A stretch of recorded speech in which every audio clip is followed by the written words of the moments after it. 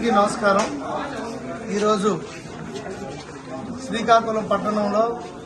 పలు ప్రాంతాల నుండి టీం ప్రభాస్ నాయకుడు భాస్కర్ వర్మ గారి ఆధ్వర్యంలో దాదాపు 25 మంది కుర్రవాళ్ళు వచ్చి తెలుగుదేశం ప్రభుత్వం రావాలి,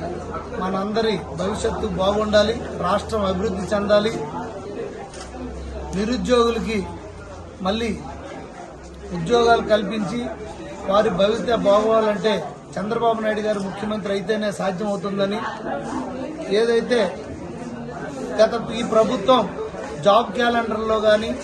అలాగే మెగా డిఎస్ అని దగా డిఎస్ పెట్టి అన్ని రంగాల్లో నిర్వీర్యం చేసి అందరు నిరుద్యోగులు నిరాశ నిస్పృహలతో ఉన్న సందర్భంలో లోకేష్ బాబు గారు పాదయాత్ర చేసి ఆత్మహత్య చేసుకుంటున్న తరంలో నేనున్నానంటూ భరోసా కల్పించి 20 లక్షల లబ్ధి చేకూరే విధంగా ఉపాధి అవకాశాలు కల్పిస్తాం యువతకని, ఇన్ కేసు ఏమైనా జాబ్ లేట్ అయితే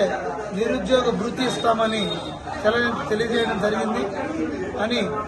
అందరూ కూడా ఆకర్షితులై మళ్ళీ చంద్రబాబు నాయుడు గారు వస్తేనే ముఖ్యమంత్రిగా మనకి జీవితాలు బాగుంటాయని కూటమి తరపున జనసేన, బీజేపీ అలాగే తెలుగుదేశం కూటమి చంద్రబాబు గారి నేతృత్వంలో రాష్ట్రం ముందుకెళ్తుందని నమ్మకంతో అందరూ వచ్చినందుకు వారికి సాదర స్వాగతం పలుకుతూ గొండు శంకర్ గారి నాయకత్వం,